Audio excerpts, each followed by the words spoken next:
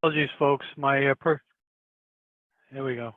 My personal computer, for some reason, I wasn't getting an audio video feed, and so I was forced to jump onto my state-issued laptop. I figured, hey, since we on the commission are representing the Connecticut DEP commissioner, so I said, all right, I'm going to use my work computer. So here we are. Okay, so I'm guessing you were all waiting for me to get logged in. So I'd like to call the meeting to order. It's 7:15. Actually, the same time as last month. So I guess that wasn't too bad. Last month we were waiting for Stuart. So what do we have for members? Bill Rowinski, Marla Butts. Here. Yep. Stuart, you're on? Yes, sir. I don't have a camera. Okay. All right. Oh, there you are. I see your box now. Okay. And Bill is here. Okay. Action on minutes of the previous meeting, February 7th meeting. Does anyone have any comments, questions, corrections? Yeah, I think you should appoint Stuart as an alternate to the commission Oh, first. thank you for pointing that out. I'd like to appoint Stuart Beasley, alternate, as being on the commission for a quorum tonight. So, thank you. Okay, minutes of last month's meeting. I didn't find anything wrong with it. Marla Butt speaking. Bill Rowinski, there's on the second page, might just have been a typo. Under preliminary discussion, Lake Bungee lot discussion, Kathleen Ellison. And starts the next line, Kathleen Allison. So that, I believe that should be E. You're right. That's the only thing that I found in the minutes. Good eyes. Very good, Bill. Good catch.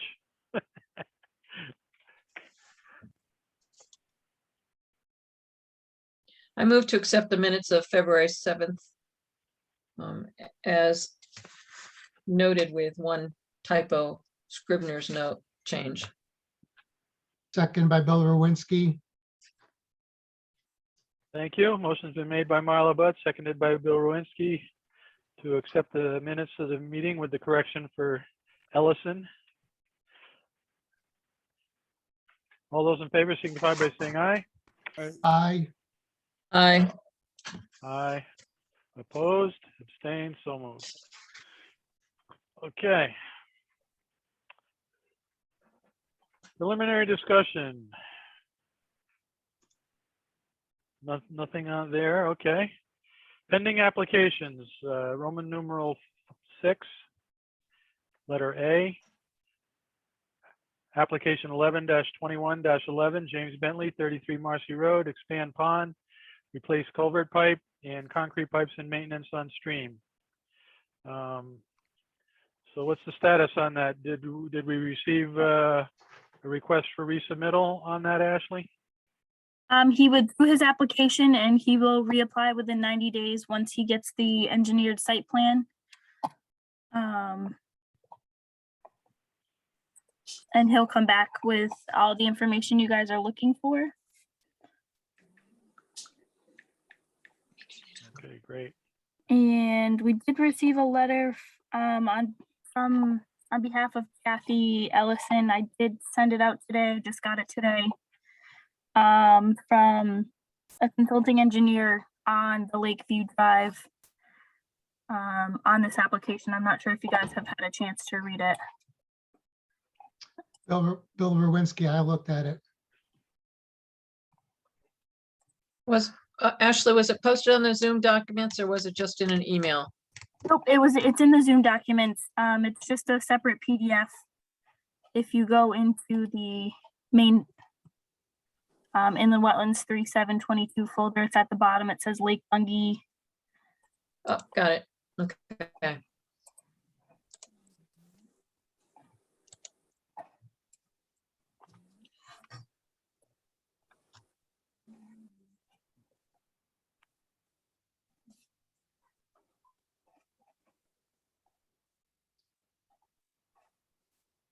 Oh, Karl Akamovic sent this in. He's a well-known PE, professional engineer. I believe Is that Kathy's who he has husband is hired? here. No, this is a separate thing. I believe Kathy's husband is here to speak on it a little bit. Yeah, Ross Ellison, Lake Bungay Roads.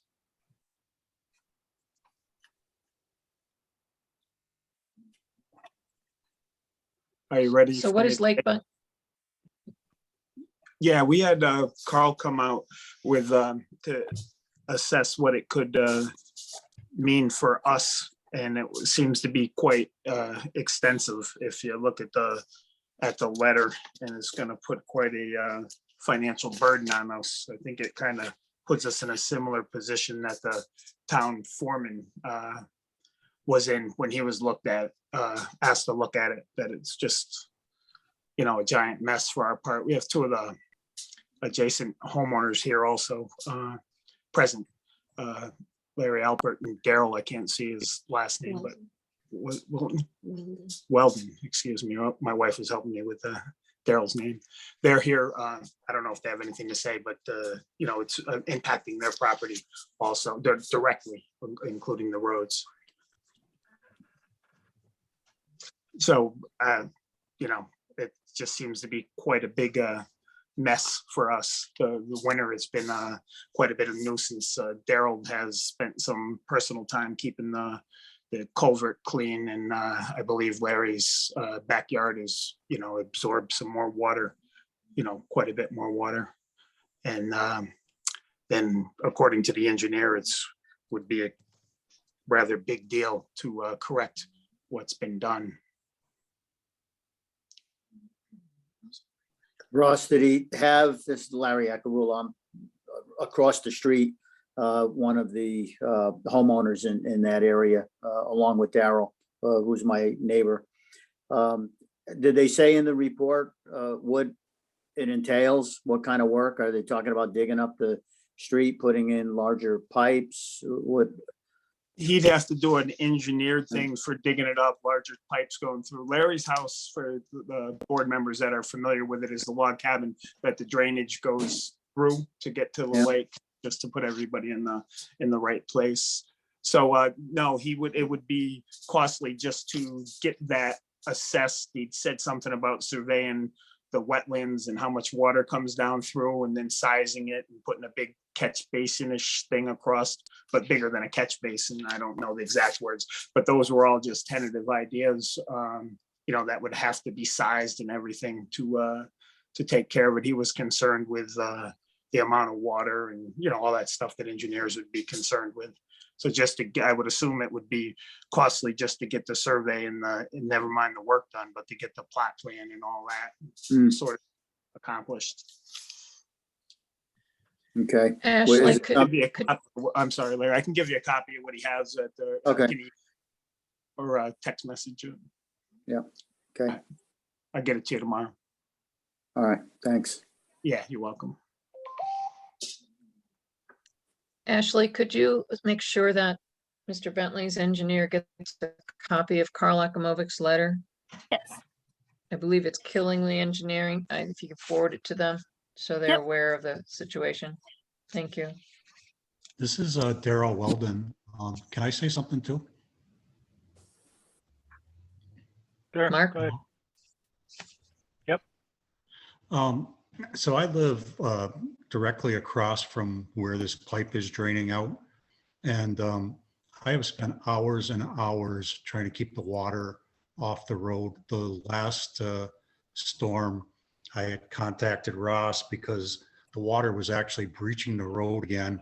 I had to go out and clear the drainage area, and the road's a mess. We've had a large truck that was stuck because of the water that breached over from the drainage. I mean, you can see where the dually tires were there. I saw the truck out there. He almost slid into the drainage area. I've done quite a few times going out there just trying to clear the water and clear the drainage so that the water goes down, but there's a lot of water coming out there. If I was to go show you the video that I took there, I mean, it's when we get the rain and then we get the melting snow, it's just pouring out of there and it's causing a real mess. We back out of our driveway and we're hitting the edge there and it's given way. It's really a mess. And the amount of water is just sometimes just unbelievable. It's not a very good drainage swale to begin with. And to add this much water there, it's just the capacity of this.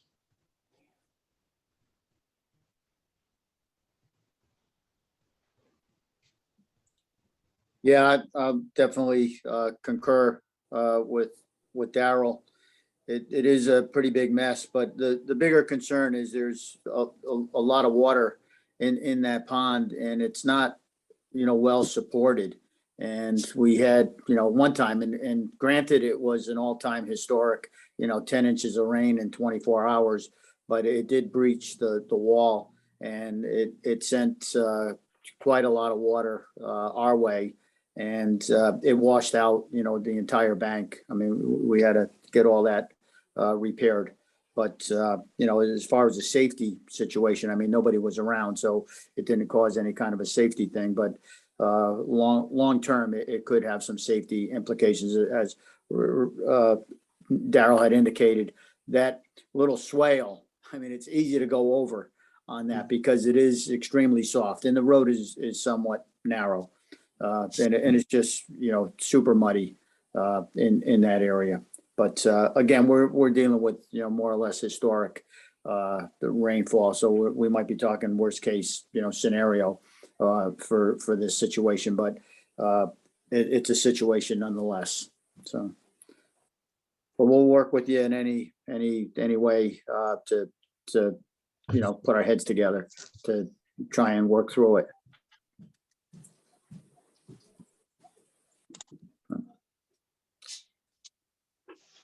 Yeah, if you can get the engineering report to us, that would be great. This Yeah, we'll go from, weekend again. Can somebody just remind me? I'm confused as to which location we're talking about. Is this related to Bentley situation, or is this something different? Yeah, this is the Bentley, Okay, the site over by Lake Bungie. okay, gotcha. What's the name of the road there? We get Lakeview. Marcy Road. Marcy Road. Well, where we're having the issue is Lakeview Drive. Yeah, And Lakeview. Okay, Lakeview Drive, yep.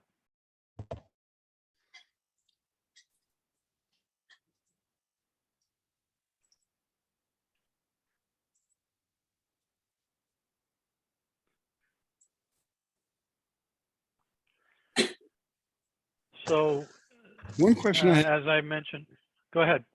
Sorry, Mark. The question I have is, in my memory, I didn't read the report this time, but the engineer stated that the berm, the retaining wall for the pond was sufficient to withstand the heavy water flow. I mean, it doesn't sound like it from what I'm hearing here tonight. So, I mean, I don't know if there were compaction tests or not, but it's just something that we need to verify because it's sort of a critical condition. Isn't the engineer that report that, because it's on the website, I read it earlier today, the one that the Lake Tax District got, doesn't that say just the opposite? That there are concerns about the wall and. Oh, maybe I didn't read it late. I read it last month, I guess. So. No, Yeah, it says, the letter says seepage was also emanating from the embankment at several locations at the time of the inspection. Exacerbating these problems were the presence of several large trees in some of the saturated areas along the top and sides of these slopes, along with low hanging utility wires along the same side. It was apparent that the flow from the ponded area was contributing to an unstable shoulder situation on the north side of the gravel road service. The outflow was collected in a shallow swale, subsequently directed westerly towards the small drainage pipe crossing the road and then channeled towards Lake Bungay between property numbers 32 and 42 Lakeview Drive.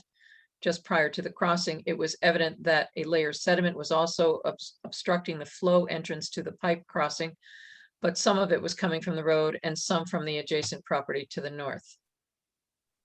So he doesn't really talk a lot about the embankment and how stable it is, other than that it's seeping water at several locations, which would indicate it's not compacted. And Mr. Akamovic is a very experienced engineer on dams. So Mark, at this juncture, since it's been withdrawn, the application's been withdrawn and is expected to be resubmitted in 90 days, there really isn't anything that the Wetlands Commission can do at this time, other than perhaps take a look at it during heavy rains just to get an understanding of what's going on. And make sure that Mr. Bentley's engineer has Mr. Akamovic's letter, and that they might be able to communicate together. Right.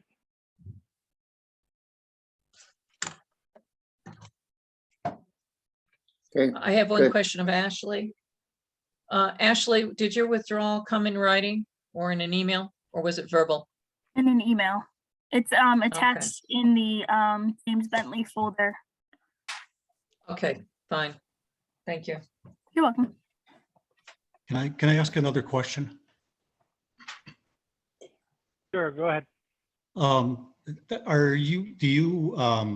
looked on the site and I was hoping to submit some pictures and videos that I've taken at various times out there. Is there a place to send these in if you're interested in them? Because I've gone out at various times, including in the rain and, when the water is coming out there at a, pretty good clip and stuff. I have that on video. I have what it did to the road the last time and what it looked like before. And then after I freed up the ice dams and the other stuff that was starting to breach the road. So, I mean, if that helps at all to see what it's doing, I'd gladly, send those in on whatever way I could. Ashley, do you know what our web capabilities are there at the town hall? I'm not sure if you can do it over the town hall website, but you can always send me an email. Which is listed under the Inland Wetland Commission on the website. It should bring up my email if you go to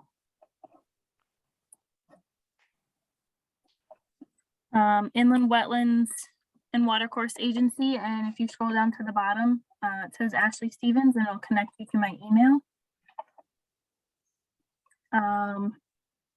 And there is actually, so you could submit up to 3 online, and then if you want to just send me another email with more pictures, you can do that as well.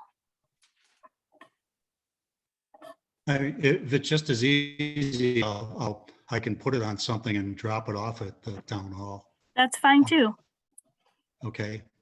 I mean, is there anything you prefer, like put it on a DVD, or you want it on like a flash drive, anything like that? Yeah, flash drive would be easy. Okay, I'll do that then. Okay, thank you. Thank you. Just one comment, Mark, for Go ahead, Daryl. Marla. If you're collecting information that you want to present when the application comes in, when the revised application comes in, you want to make sure that you have documented when the photographs were taken, what the photographs were, who took the photographs, and what they're supposed to show, so that we can understand the details behind the photographs. Same thing with the videos. When were they taken, if they're not time stamped, and who took them, and what are they supposed to be showing? Sometimes when you take videos, you're having discussions in the video itself, which might explain it. But we really wouldn't be looking at that until we get another application in. Okay, so do you want me to hold off on it then? Or, I mean, I'm glad to document can it. And of course, they're all time stamped.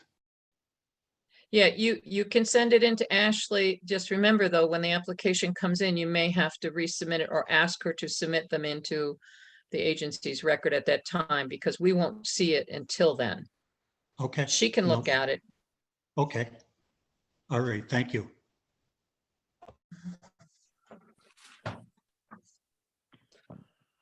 All right. So then I'll close this discussion on item A, Roman numeral 6, 11-21-11. It's been withdrawn, will be resubmitted, and we'll have some more discussion when that happens, either next month or the month after. Okay. Letter B under Roman numeral 6, pending applications. Application 12-21-14, Morris Lewis, Hemlock Drive, 34 lot 68, new home construction.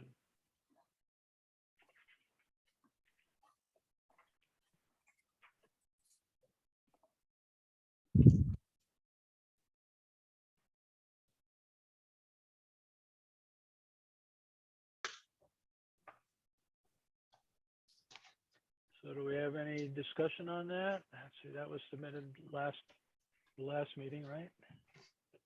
Let's see. January.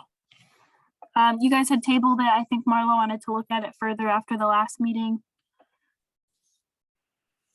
Yes, and I have looked at information about the quick 4 standard chambers. I can find it online.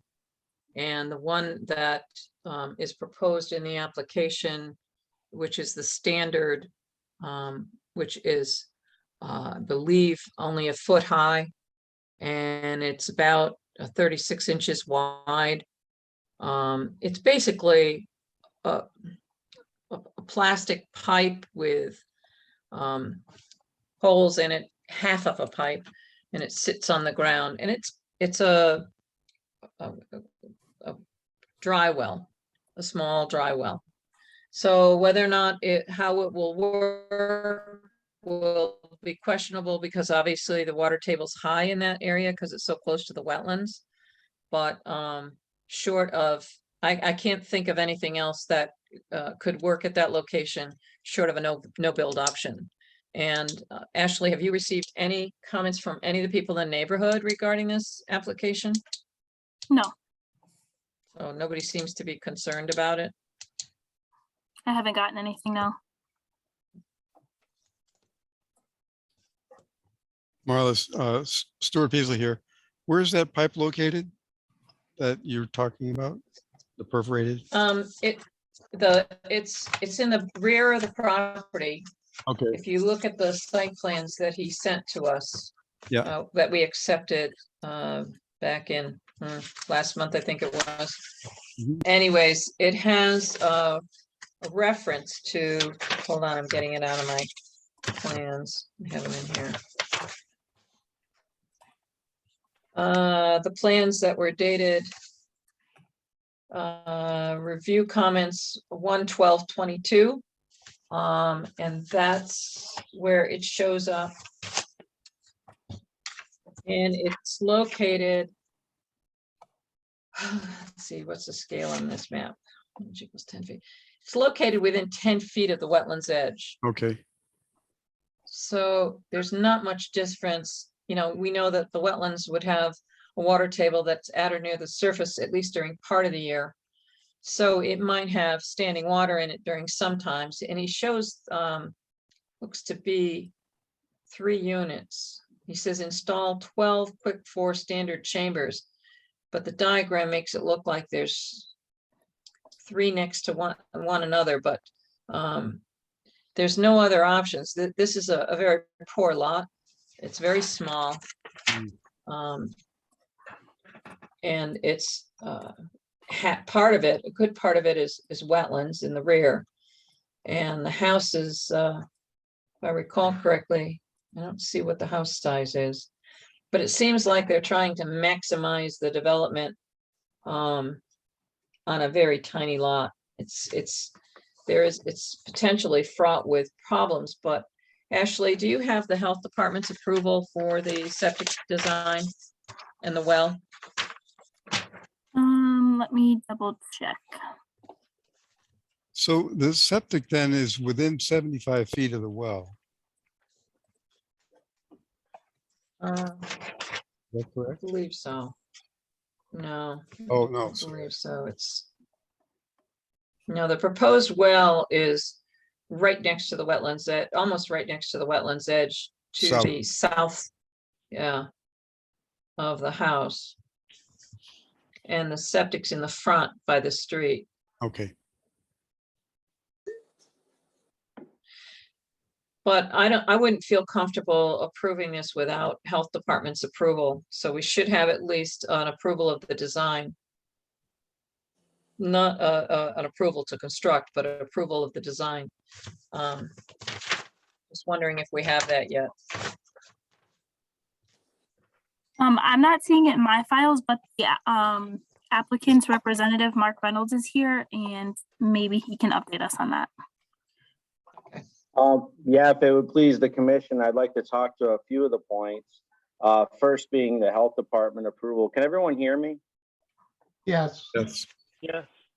The health department absolutely approved this plan. And this commission in the town were CC'd on that letter. So if it's not in your file, I'm not sure where it is, but without a doubt, it was absolutely approved.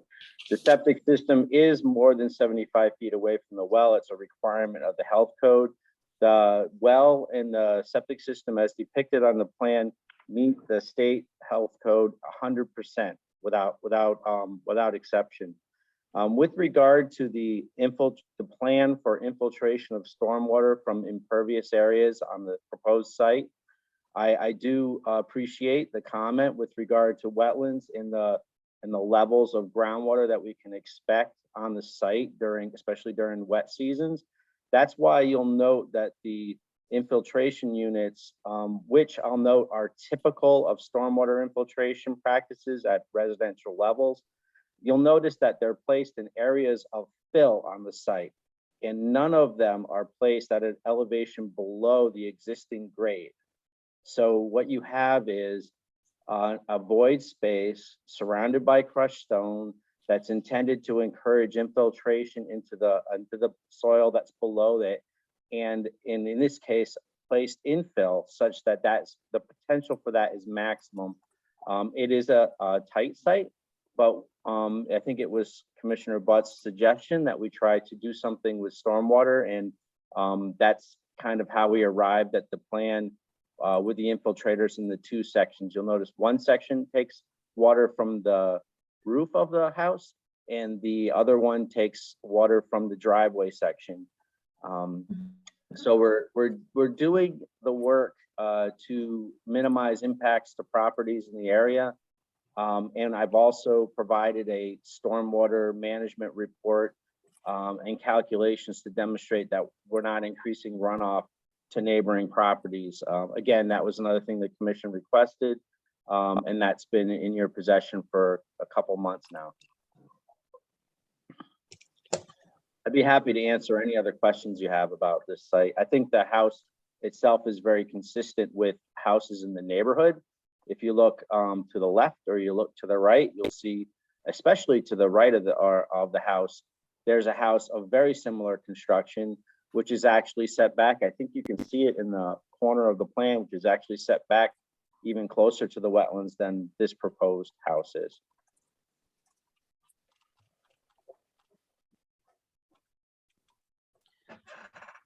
So I have one question. Do you know who the contractor is that's going to do the installation of the quick do. force standard chambers? I do not. Okay. Okay, so since you've heard probably part of what happened in the prior conversations that we've had regarding flooding on a private road, and gonna try to make sure that we minimize that as a problem in the future. I would, just for Mark and Bill and Stu, I wouldn't have an objection to approving this application on the condition that the engineers certify that inspect the infiltration systems at the time they're installed and certify that they were installed according to the manufacturer's standards or manufacturer specifications. Because to me, that's a critical component of how this thing is going to work without causing problems to somebody else. Does anybody else have any thoughts on that? Sounds sensible to me. I think that just as a rule of thumb, I always, we can't look left and we can't look right. We can only look at the unique characteristics of each site. So even if, I mean, to Mark Reynolds' comment before about the adjacent neighbors, that's not our concern. Our concern only can focus on this project. I just want to make that clear. Bill Rowinski, Well- are you also considering, would you like to have, this is primarily to Marla, an as-built documentation? No, but I don't think that's required if there's a certification submitted to the commission by the engineer to certifies that the installation was meeting the manufacturer's specifications. Because then he's putting his license on the line for that. The Okay. as-built, it should show up exactly as it shows on the plan. If it differentiates from the plan, then it's not been approved according to the plan. Makes So sense. the engineer would be certifying. Stuart Peasley talking. And so basically, Marla, what you're asking for is a oversight and inspection process.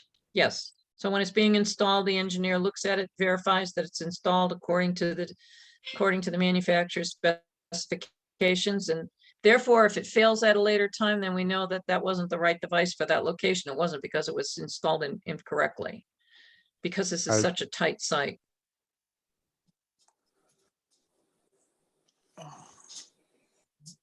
When appropriate, Ross Ellison here, Lake Bungay Roads. I had one concern about this lot since I'm on the.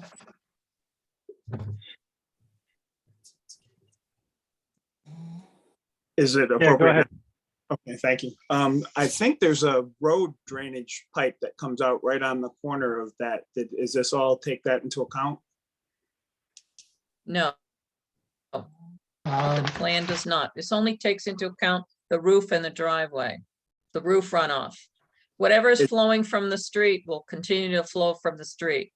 It will get piped for a distance according to the plan and discharge farther to the rear of the lot. Okay, thank you.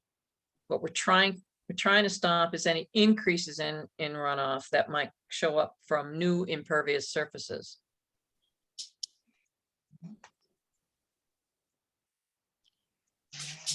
So Marla, this is Stuart again. Is there a percentage allowed in the regulations for that impervious surface?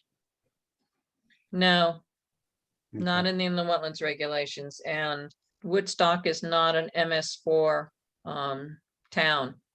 If we had an urbanized area large enough that caused us to be subject to DEP's stormwater discharge permitting, there are some limits in that, but Woodstock is not one of those towns. It doesn't have big enough urbanized area to qualify for that requirement for a discharge permit for stormwater.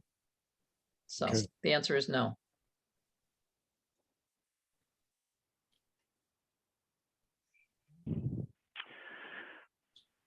All right, well, I'll accept that as a motion from Marla Butts that this application be approved or pursuant to that the engineer be present to view and inspect the infiltration units.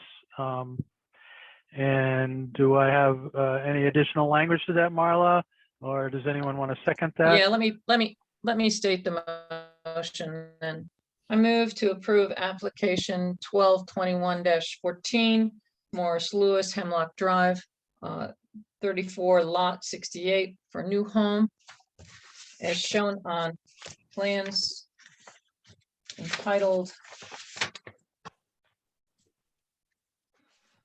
Site Development Plan, Single Family Residence, 11 Hemlock Drive, prepared for Morris Lewis and prepared by Rob Hellstrom Land Surveying, Inc., LLC, dated revised 1/12/22 with the condition that during construction of the quick four infiltration system, that it be inspected by the engineer, and that the engineer provide written certification to the Inland Wetlands Agency that the installation was performed according to the manufacturer's specifications. Thank you. I'll just make one revision. That would be 10 Hemlock Drive. I think Marla, you said 11, but I'm looking at the site plan development map and it says 10 Hemlock Drive. Yeah. I think okay. I thought I said 10. If I just said 11, then I was mistaken. It says 10 on the site plan. Second by Bill Rowinski. Thank you. The motion's been made by Marla, seconded by Bill. As stated for the record, the secretary will pull the language off of the minutes from the minutes recording. Any further discussion? All those in favor signify by saying aye. Aye. Aye. Aye. Opposed? Abstained? So moved. Okay. Thank you very much, everyone.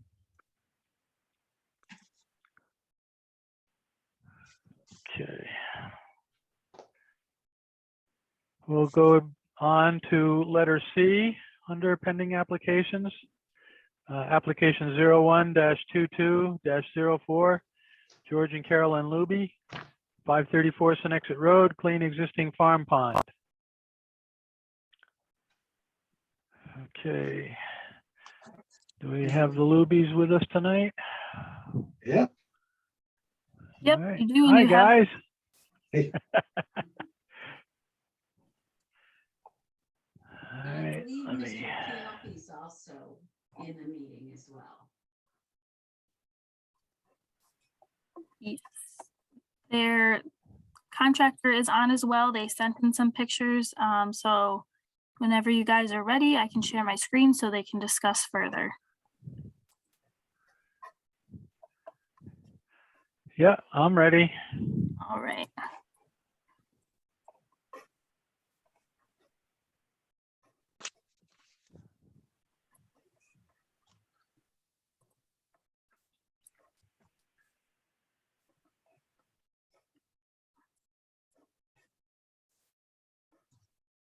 I believe Jim is on.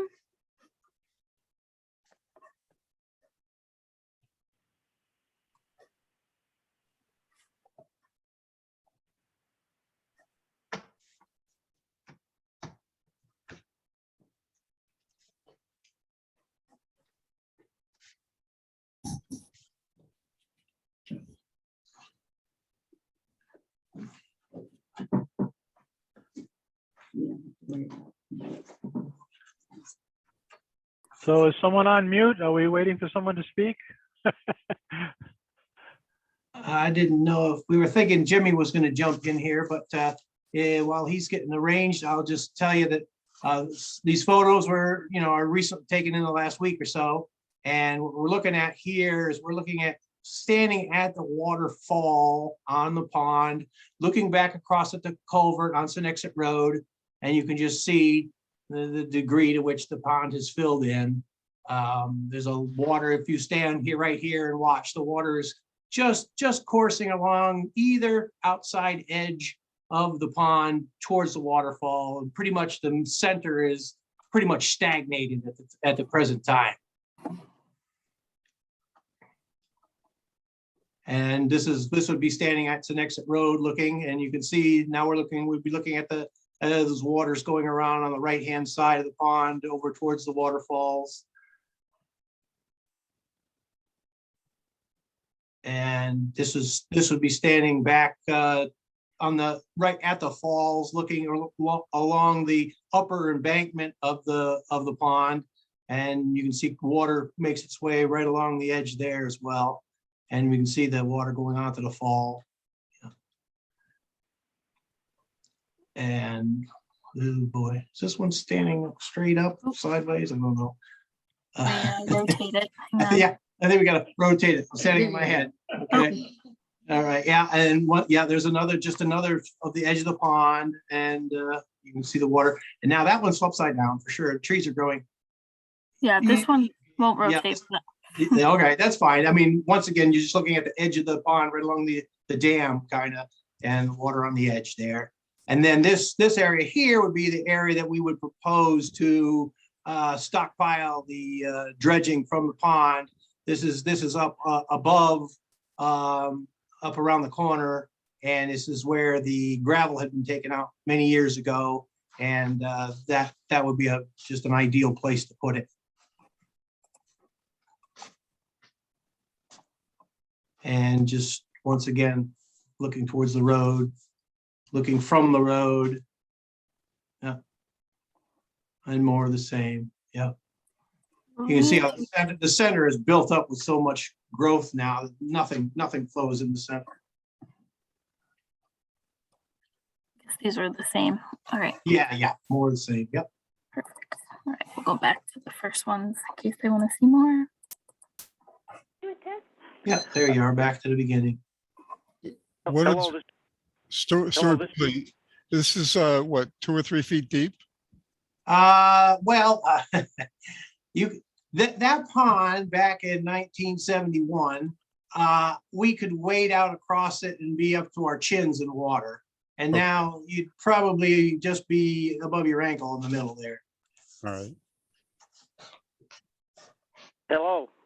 hello, can you hear me? Yes. There he is. There's Yep, we Jimmy. can hear you now. Is that Jim? Yep. I'm finally here. Okay, Mr. Luby's been doing a pretty good job explaining what we see here. And I guess you guys are looking for a plan as to how we'd approach this. Is that correct? Yes. Yep. Okay, so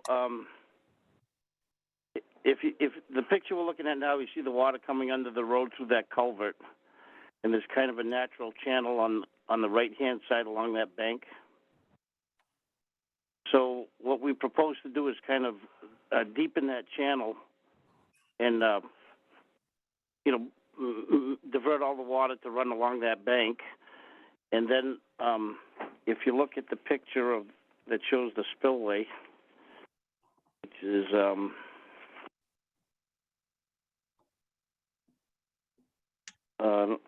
if you can, let's see, no, not that one, next. Right there, okay. So right on the upper right-hand corner of that picture, you can't really see it, but there was a natural channel there, or not a natural channel, a man-made channel for a raceway, which carried water, probably to some water-powered apparatus at some time.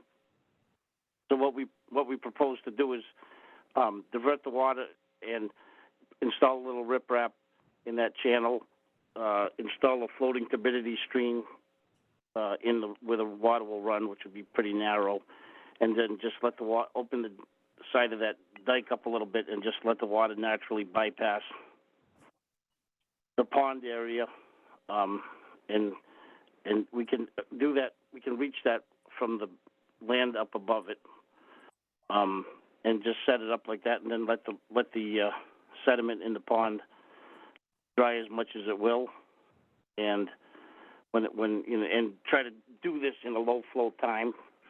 And once we think the sediment is manageable, we would come in from the opposite corner of where this is with a long reach excavator and excavate the sediment out of the pond. And we come right in off the road and haul it up to that spoil area. And then once that's completed, we would just simply plug up, we would put the earth back in the spill, in that little spillway, compact it, and let the pond fill. So there should be very little impact as far as, erosion or anything goes. And we should be able to let the sediment get to a point where it's manageable. And that old excavated, gravel area is already, pretty much contained by the embankment around it. So anything you put in there is going to stay in there. It isn't going to run away anywhere. It's Mark. Bill Rowinski. Yeah, that was question. Mark. That was Mark Parker. Yeah, that was, yeah. Bill George Rowinski. used to serve with me on the Inland Wetlands Commission many years ago. So I and I'm a lifelong resident of Woodstock, and so I've watched this little pond develop its delta over the years, and kind of like, oh, it's too bad. Now there's this big giant sandbar building up in the middle of the pond. So yeah, it's time. It needs it. Question by Bill Rowinski. You plan to Right, Bill. transport whatever you dredge out of the pond over Mr. Luby's property or on Senexit Road? Just a short, I think it would go up Senexit Road, but it's probably only, I don't know, I would say in the vicinity. Wouldn't have, no. Well, it could be done either way. I mean, it could be done all on the property, or it could be brought up to Senexit Road. It's just a very short distance, so it's Yeah. whatever would work best. This is, Marla Butts, go sorry. ahead, sir. I'm looking at the Stuart Peasley. I'm looking at aerial photo from Google Earth. And if I'm in the right location, there's an intersection at the corner of the property of the road. Is that right? No, The opposite side? The Yeah. only intersection is Bull Hill Road. Okay. Bull Hill Road. And as Marla mentioned last week, because Marla lives on Bull Hill Road, she's very keenly aware of the sediment that's coming off of that road and washing across the next All right. road. So when I plugged in, I plugged in the address 534 Senexit Road, number 1 comes up. Yeah. So there's 2 lots there, I guess. There's a number. Yeah. Anyway, it's a little confusing. So does that water flow to the northeast? The water flows into the brook. To the south. To the Southwest. Yeah, if you're looking at that picture, that overhead picture, you can see the trees, you can see the barn. And the water goes down. Oh, I'm right- looking at the wrong pond. Okay. Okay, yeah, you're looking at this little swamp area up above. Yeah. Yeah, Yeah. it's the one right on the corner, and that water goes down through the treat area and then right around behind the barn and then off towards where the Vinyls farm is and towards Roseland Park. Okay. That helps a lot. Thank you. Yeah. So Wow. I have one question. Is the borrow pit, the old gravel borrow pit to the south across the street from that ranch house? That's Yes, listed as, exactly. You can't actually see that from the direction that photo's taken towards the pit. Yeah. If you were to swing the camera slightly to the right, you'd see that ranch house. Yes. okay. So the Yeah. question would be is, I don't know what the grades are behind through that tree line, but you have an access road that goes up to just about Bull Hill. Correct. Is there a way to get through that tree line to that borrow pit without Yes, going onto Senexit? There is. That's what we currently run across the field to get to the larger upper field there. We currently just run through the tree line. We have a trail that goes through there. Yes. So it would be So that Ashley, way I you think would- you're showing Ashley's showing the wrong pond. Yeah, you gotta. Yeah. You got to go There you go. further north. Yeah, right there Yeah, on the corner. Yeah. Right, yeah. So if you It's can kind of see hidden that. a little bit by the trees. Yeah. Right, as the driveway goes down through by the barn and the garage, and it goes up towards Bull Hill. And then as you go up towards Bull Hill, there's a gap in the trees, and you can head right onto that clearing where that pit is. Right. The pond is in Right, the, that's the it. pond is in the upper right of the blue area. Yes, exactly. Right There you there. go. Yep. Right there. Yep. Okay. That's where I was first off. So the water flow is from that upper right to the lower left. Correct. Of the Yep. blue area. Oh, Yeah. all right, there it crosses there, goes under the driveway. Goes under the driveway, right around the corner of the barn, and then, like I say, out towards the Vinyls farm and then towards Roseland. Yep. Okay, thank you. And the sluice way that Jimmy is talking about accessing is right along the very edge of that small field that's outlined by the road that goes up towards Butts Road or Bull Hill, excuse me, Bull Hill Road. And it's right along the edge of that tree line. It's covered by the tree line, but it's a existing sluice way that used to power the old water mill, water wheel in the mill down in the corner, which would be just directly across from where the barn is. That is visible now with the no leaves on the trees. Right, exactly.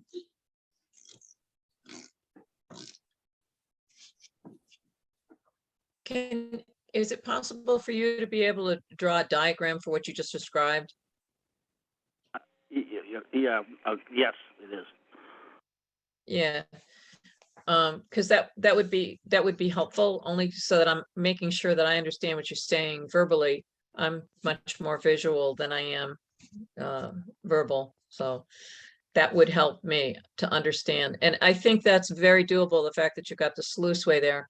I also think that it may be because the materials are going to be very soupy unless they're dewatered.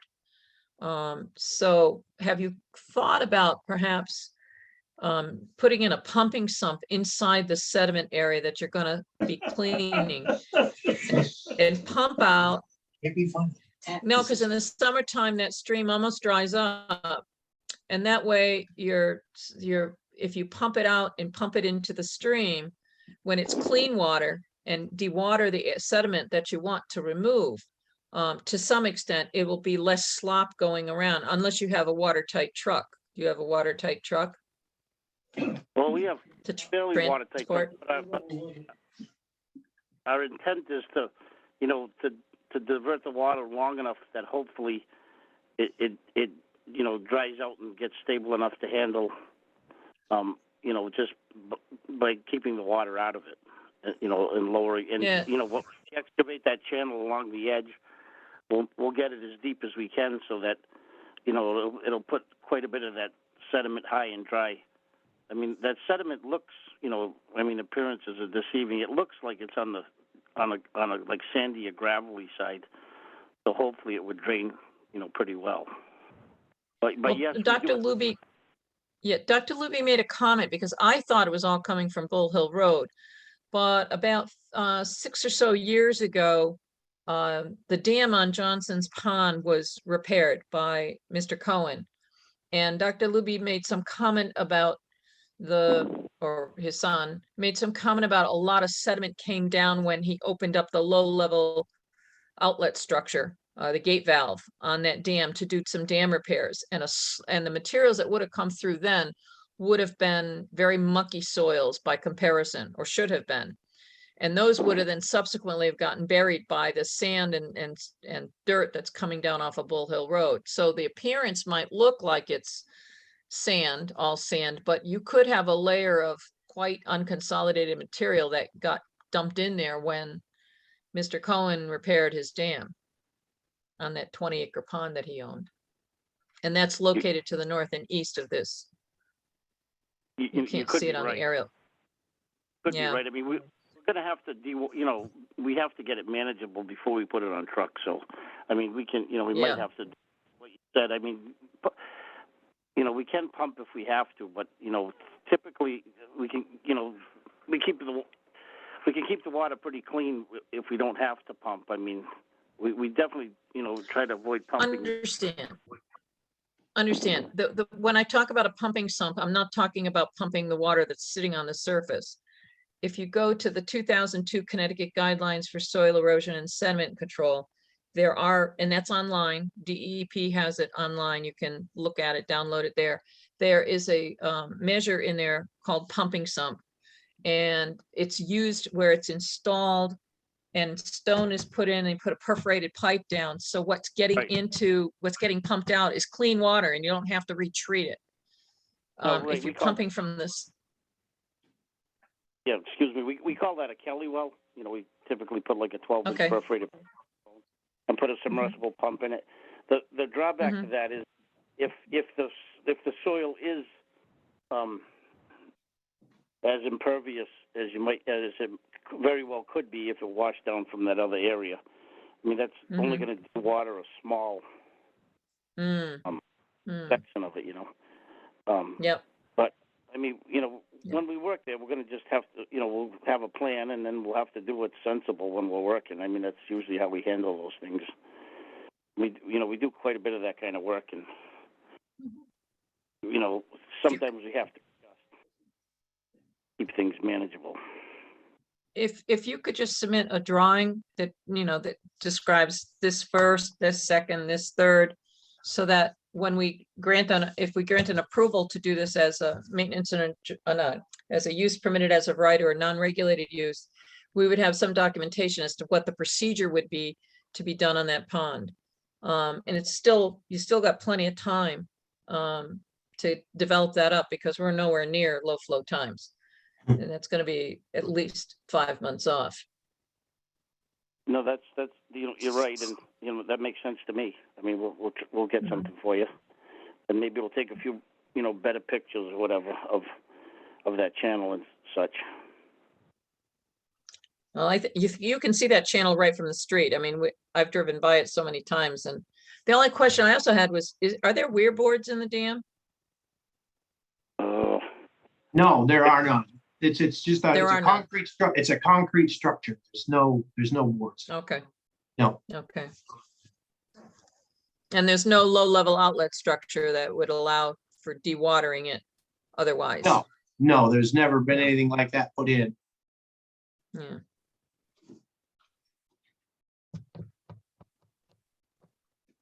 think if you come back with a drawing next month, we could probably make a decision on it. But I don't feel comfortable making it without a drawing of some sort, saying this is what's going to happen.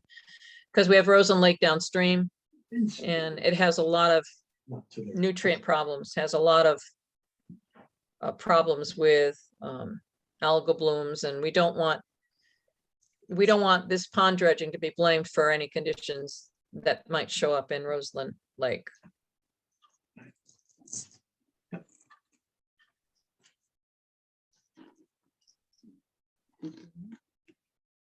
So could we Okay, well- table this till next month, Mark, to provide them Yeah, some time to get a drawing? Stuart Peasley just wants to make a suggestion. If Go ahead, Stuart. Yeah. if possible, the sketch could even be a screen snapshot from the NECOG website. And you can it's sometimes a useful instrument for making your sketches. Thank you. For the record too, Right, today, Go ahead. I spoke with John Navarro, who said he spoke with Jim, the contractor. He does recommend him, and he said that he would go out and check on the site when they are doing work, just to double check that everything is going well in the way that you guys want it to.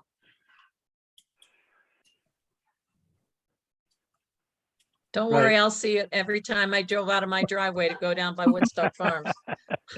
Yeah. So Jimmy, basically, if you do, use the, either an aerial or whatever, but identify with like a circular hash line area. This is where the spoils are going to go. This is where, we're going to, do this and that, just to kind of give us a picture, a diagram of how it's going to be, dug out with the long arm, backhoes, and and then you're going to be bringing it up over this route to the assigned spoils area. That's kind of what we're asking for, is to give us a good visual of where traffic is going to be going, where the spoils are going to be disposed of, et cetera, et cetera. Okay, we'll do our best.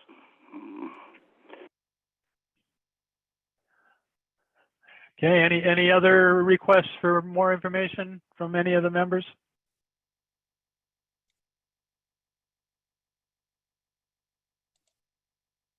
None for me. Nothing from me. Okay. So we'll put this on the agenda for next month. Jimmy, you submit that extra information and we'll move on it. Okay, thank you. All right, thank you. Good night. Okay. Good night.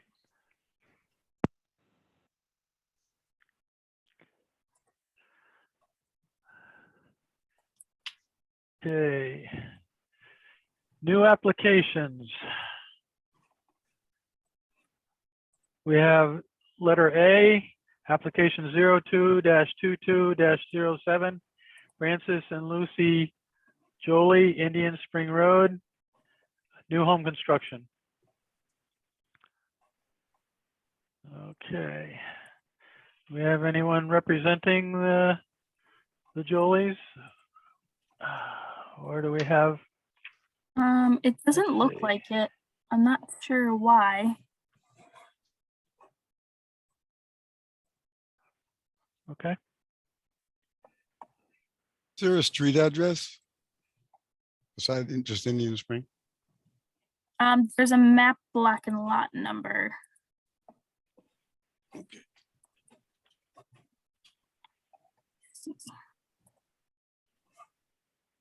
It's on Indian Spring Road.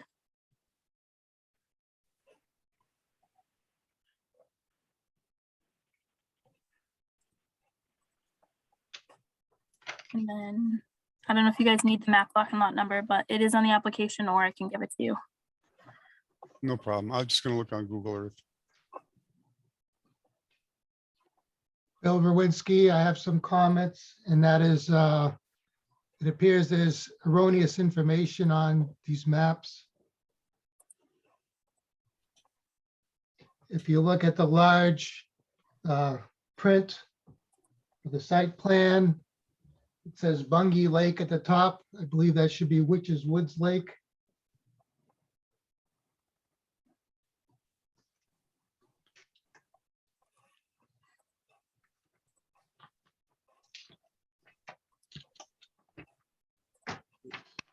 Yeah, that looks correct. And then on the firm flood insurance rate map, that X looks totally in the wrong place. That I would expect that to be on Laurel Hill Drive.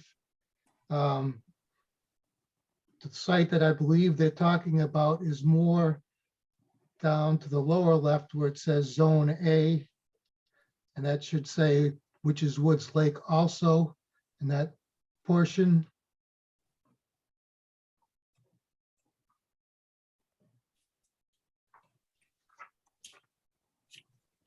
And on the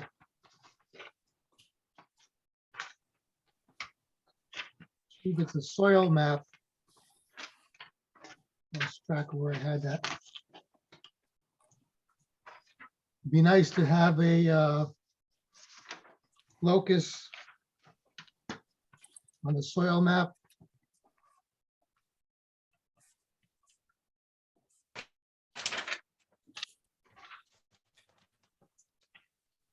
If I'm looking at the photograph, I think that property looks like it's above. There's a little W. There's several W's. There's more lower than W. 186D on this map. Oh, If you're looking at the Indian Spring Road, yeah. There's and then the next road up on the survey map will be Valley View Road. Then the next road would be Little Bungie Hill Road, and that's all on the Bungie side. But in that stretch of Indian Spring Road, there's at least one big patch that looks undeveloped, but I don't know exactly which lot we're talking about. that would be my guess. That's the one. But yeah, we could clarify that. Ask for a clarification.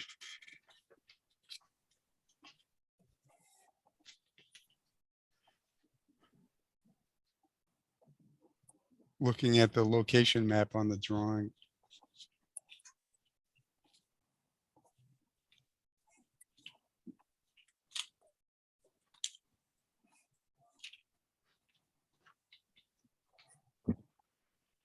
The other thing that's comments I would make is that you're looking at a drop of 30 feet approximately by the contour lines, 30 feet and 157 feet between the road and the water. So it is a relatively steep lot. And the other thing on the plot plan is the septic system is on the water side and not that far from the water.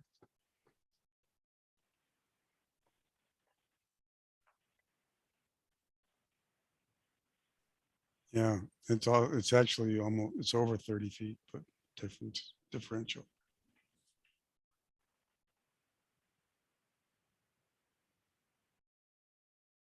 Ashley, do we have Northeast District Department of Health's approval for the septic design in the well? I don't believe I've received it yet. Let me double check my email. Okay. I know in some states it's determined by bathrooms instead of bedrooms, but Connecticut, it's bedrooms. yeah.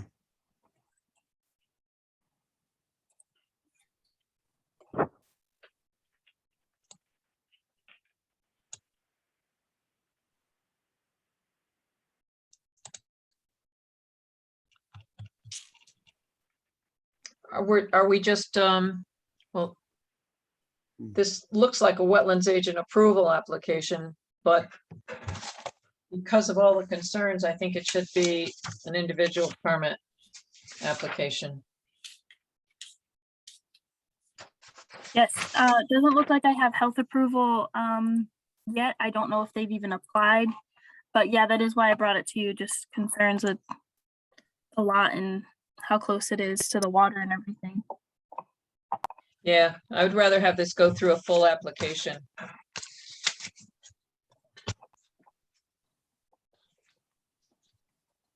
Because the soils map indicates that it's a D, 86D. And D is a very steep slope. I can't remember what the demarcation for D is on the soils survey, but that's one of the steepest, I think. Although there are other houses in that area that are in the D slopes areas.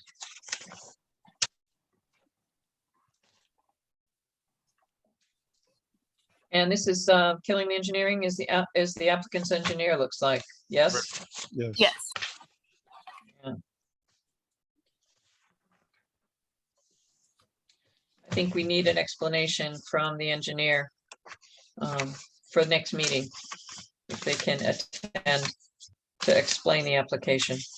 Sure. And the methodology for keeping it stable and septic design.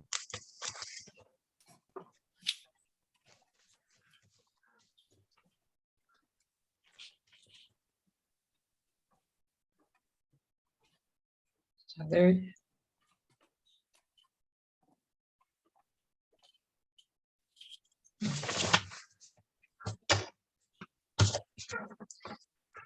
Mark, I'm going to move that we accept the application as an individual permit application for continued review at next meeting.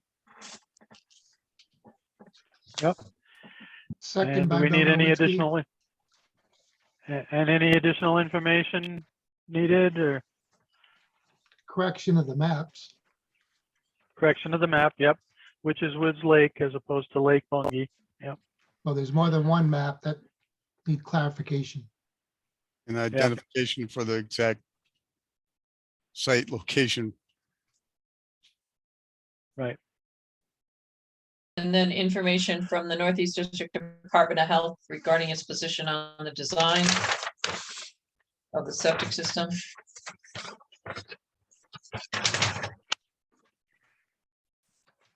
And I only got my packet today, so I haven't had a chance to look at erosion and sediment controls. I really haven't looked at this application much, so that'll give us time to look at that. Sure. Yep. All right, motion's been made by Marla Butts, seconded by Bill Rowinski to accept for consideration. Application, just had it. 02-22-07. All those in favor signify by saying aye. Aye. Aye. Aye. Opposed? Opposed? Abstained? So moved. All right, thank you.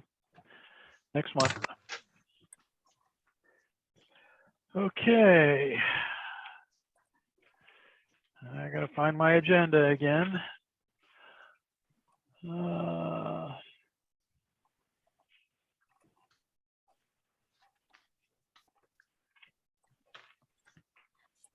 There it is. Okay, letter B under Roman numeral 7. We have application 03-22-09, Randy and Karen LeBeau, 15 Laurel Hill Drive, construct Stone Lake Wall. And I see on my screen that the LeBeaus, they've been on. I don't know, are they still on? We're still there. Oh, there you are. Yeah, okay. Yeah. I knew I saw you guys. All right. You guys have any more comments or? Well, basically from the boats that are coming around on the lake, they're just washing the earth away. And we're looking to retain that and basically a foot wall just to hold the earth back. What is there now? This is Bill Rowinski. They had some stone under the earth itself, but being that the earth is washed away, these is actually like field stone, round stone that's there. And all the sediment has been washed away. The actual sod has washed out. This year we got flooded out twice. The water had come up onto the lawn, which I'm sure helped wash the stuff away. But when the boats were coming in, we lost probably just this year alone about a foot of earth. What is the material that they're going to use to construct the wall? It's a flat stone structure. It's like a bluestone. So it's natural stone. It's not Correct. concrete. Correct. Not concrete. Okay. And it's only going to be a foot high? Yeah, roughly a foot high. Okay. Is it going to have a footing at all? How far down are they going to put They the said wall? they were Because gonna you said dig you've down got and- wave action. They said they were gonna dig down and put a stone, like a 3/4 to 1 inch stone mix and compact it and then fill on top of that with the stone wall itself. And how wide are these blue stones? How, so if you're looking at Exactly, I don't know, down I'd say at a the- foot to 14 inches. I don't know roughly, that's what I'm thinking.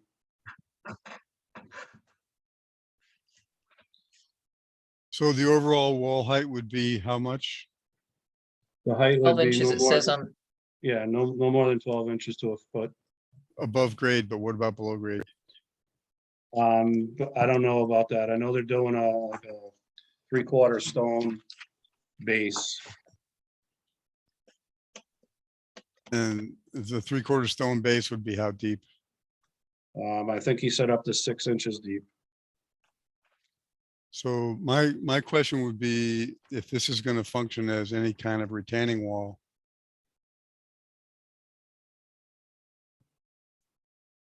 What else would I do? I mean, Well, if it's a retaining wall, it requires structural integrity. If it's just standing to support itself, I mean, you're going to backfill this stone wall. correct. Then that will be pressure on the wall in thaw and freeze and rain conditions, and it'll move. So you really want to make sure that you're making it as stable as possible to endure. Well, I'll have to ask him. Creative Exteriors is the company that we're going through, so I'll have to give him a call. We got others on. and the normally what they would do, they would show us a cross section of the wall, showing it as it comes off the lawn and down into the lake, and they'd show you what the depth of the footing is. They'd show you what the height, they'd show you what the width of the stone is, and they'd show you whatever materials they're gonna put behind it to take care of the water flow from the back to stop You need a that sectional plan. frost top. So you're gonna need Yeah, a just a sectional plan. cross section. Yeah. So that we would know that you wouldn't be coming back in another 5 years because somehow the wall started to fail because the pressure's behind it. You know, the Right. ice action, freezing and thawing pushes it out towards the lake. That Okay. way, we're trying to help you out as Yeah, much as absolutely. help the lake out.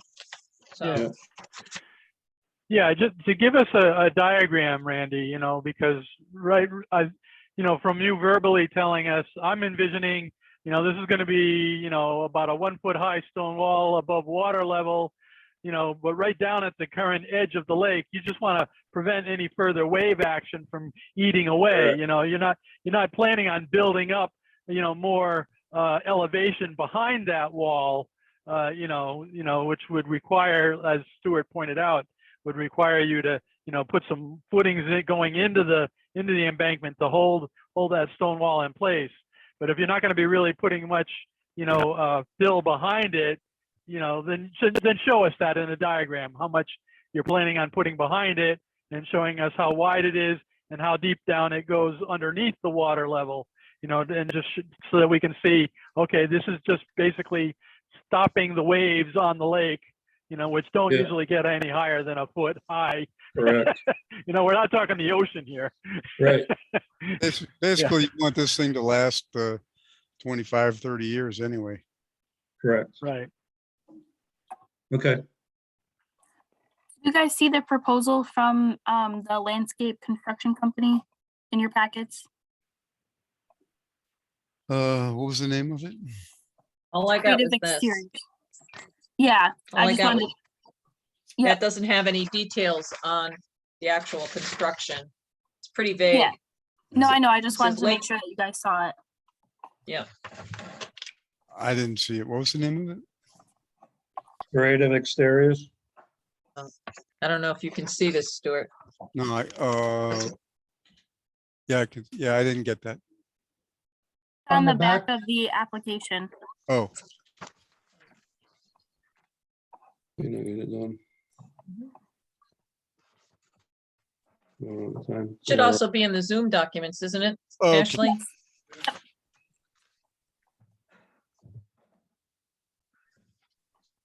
75 feet long.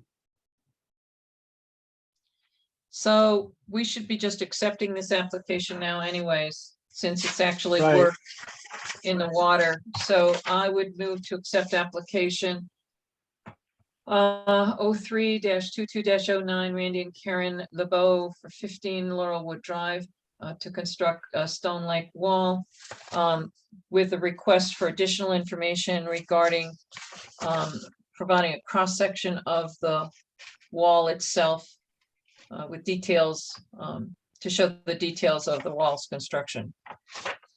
Right.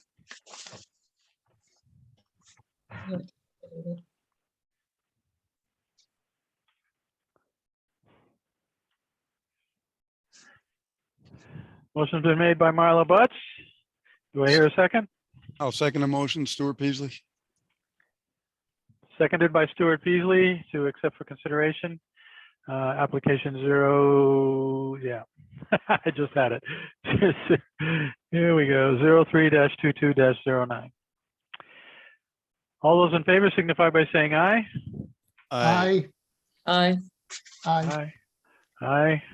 Opposed? Abstained? So moved. Thank you, LeBeau's. We'll see you next month.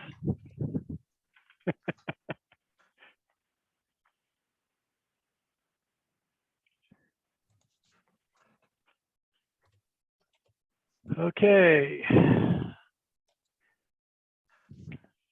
can move on to administrative business.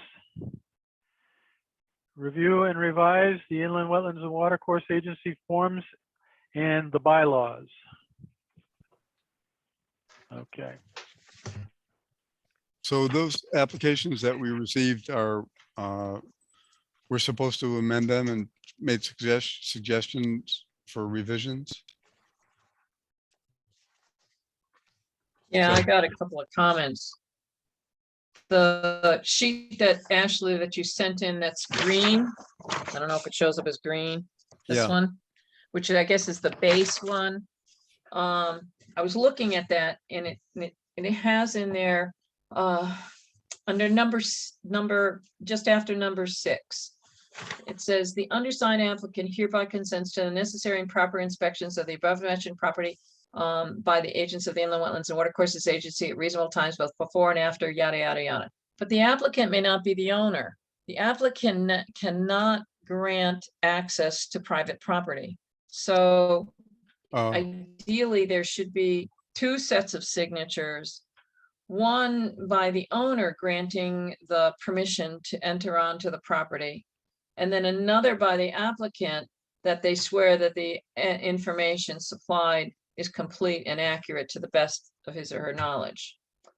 So it says in here, there was a place in here where it said a separate letter from the owner. I think it's under item 2. Attach a written consent to the proposed activity by the owner if the applicant is not the property owner. Well, just consent to the proposed activity doesn't give the commission the right to enter onto that private property. So that written consent should really be farther down where the other signature is for the applicant. So that would be my first suggestion, would be to move that number 2 down to a signature and change the signature. I think Ashley, I gave you the address for the Thompson application forms that have that in there. They have 2 separate signatures.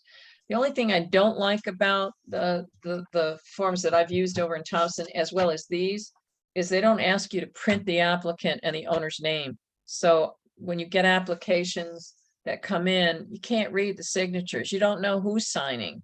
Good point. So there really should be an extra line for each signature that says a printed name. Print, right. One question is that also that by adding more requests there, the font is already down at like a 6-point or even a 5-point. Maybe we go to a 2-page where this just continues on to the next page, back side. Makes it easier to read. Well, what's been happening is this application form has been used as the actual permit. Yeah. So it's combined 2 activities. The other way to do it is to have a separate document that's the permit and have one document that's the application. But I really don't care one way or another how it goes, but maybe it has to be a 2-page document, back to back. I don't know. I think that it's a challenge when it should be something. When people look at like this, that it's sort of they don't want to go through and do all the details, and we really need those details. Just like you're stating, with the applicant's printed name, and just to make it easier. I don't know. That's my opinion. I think you're onto something good. Now, that was the first issue that I had, was the signatures, and what was being authorized and what was being signed to. The second issue that I have is this application form, which says all applicants must complete section 1 of this application form for preliminary review. The agency will then notify the applicant of any additional information that may be required and will schedule a public hearing if necessary. In addition to the information supplied in section 1, the applicant should submit other supporting documents and facts or documents which may assist the agency in evaluating this proposal. So does this mean that everybody submits this one sheet, and then if it's a wetlands agent approval, it doesn't go any farther, but if it's an individual permit, they have to file the individual permit form? Is that how it's working? Yeah, see the one that we got here? Individual permit. So like, for example, when Mr. Luby came in and wanted to do a pond cleaning, would he have filled out this form and then we could have said, oh, you don't need it, your use permitted as of right. Or if we decided he needed a permit, then he would have to file this second form. I mean, I'm trying to understand how the forms are being used. Kind of left that up to the agent in the past.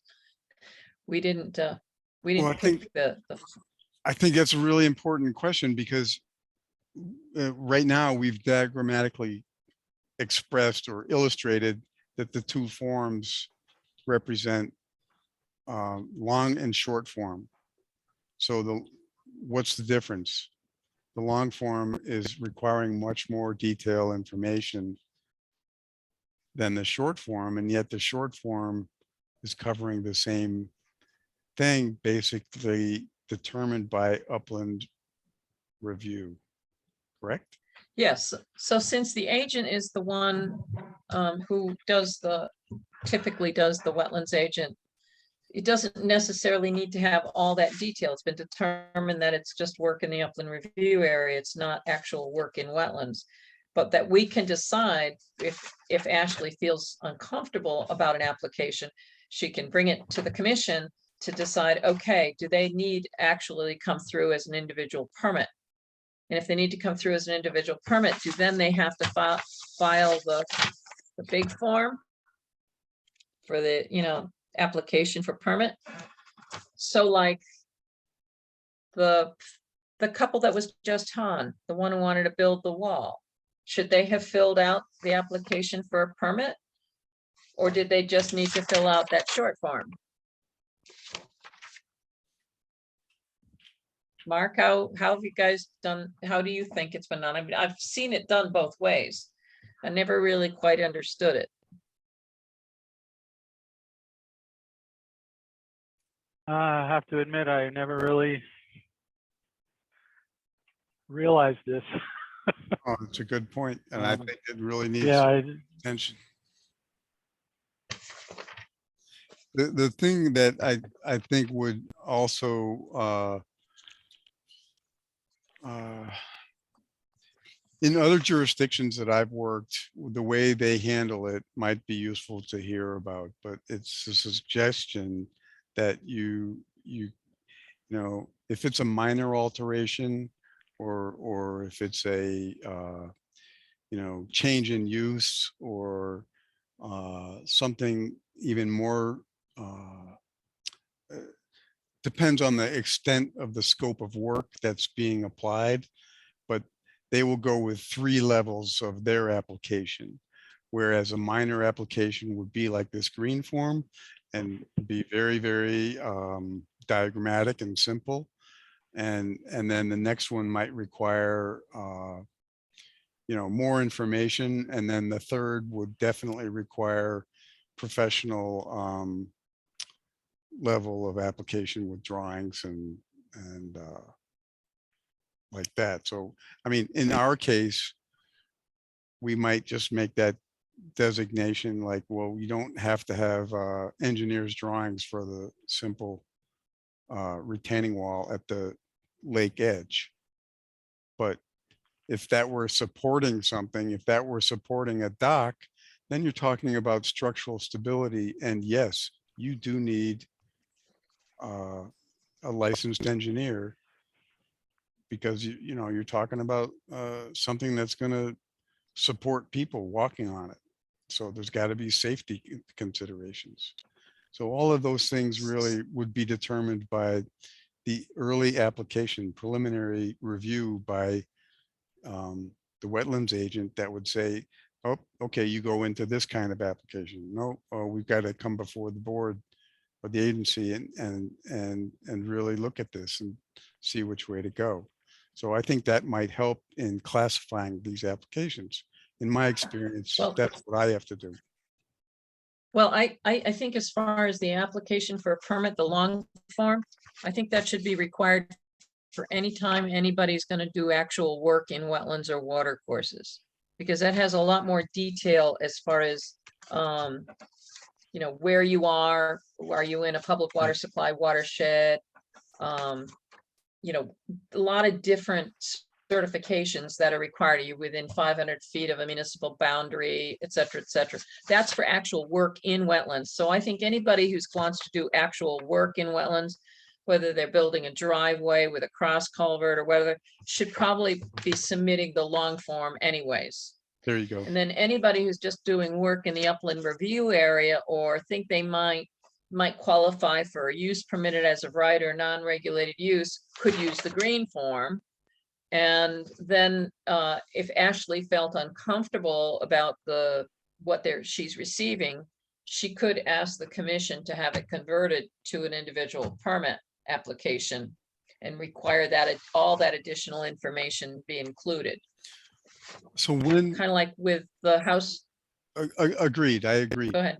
So when would it be required to have a professional engineer get involved? You would need a professional engineer if you're going to do any filling work in wetlands, because you're going to need survey work. You're going to need to have that basically you're doing house construction or something like that. The Okay. only time, I got to be honest with you, we require any wall that could fail into the water at the water's edge requires an engineer's certification in Yeah. Thompson. You can't get a permit to build a wall, retaining wall, and I won't do one in the upland review area. If it were to fail into the water, could fail into the water, then it goes to the commission, and the commission requires an engineer to certify that the design is designed, that it's designed to withstand the forces is expected to face. I'm not saying it right, but that's. So a lot of people put their walls back, if they're going to rebuild walls or they're going to put them in, they'll put them back far enough so that if they were to fail, they wouldn't fail into the water, because that way they avoid the engineer. And then I'll approve those because those are just in the upland review area. They're not in the water. Okay. Anybody who's touching the water has to have an engineer sign off on it regardless, because it could fail into the water. And there's a lot of failing walls out on Aquatic Reservoir. Now, this one that was only 12 inches high, he didn't know that he needed to have some kind of drainage behind it. And he didn't know really about footings, and the guy didn't give him a lot of information, which is another reason why having some professional who does this kind of thing to say that it'll withstand the forces that it needs to withstand. Well, that's where I have a concern because, we ask for a diagram, but, we're going to get like a cartoon, and it doesn't really accurately reflect what you just stated. In fact, the need for the drainage and If it's only a foot high, it's only a foot high, and he's not putting new But fill behind it. But we don't know how deep it's got to go, at least 2 feet deep. Typically, the footings run below the frost line. Well, then So, that's 3 feet deep. 42, Yeah. 42 inches deep in this locale, actually. But I don't know anybody's doing that along the, we should be able to say that along a water area like that. Are we going to dig down 42 inches? they're not going to dig down 40. No. They're not going to dig down 42 inches. No, No. not for a footing. You're probably looking at 2 feet. Right. So they're going to get the frost upheaval. That's, he's spending this money. He's got the price right there. And, that's just, you don't want to have that tossed away in 5 years. So that's why I think No. it's to their advantage to invest properly, but that's just my opinion. So Ashley, could you check with Paul to see what the building inspectors require, what the building code is for depth for frost wall? 42 inches. You sure that, Stuart, in Absolutely. Connecticut? Absolutely. Because I know the footings for the retaining walls that we've approved by engineers they're not 4 feet down.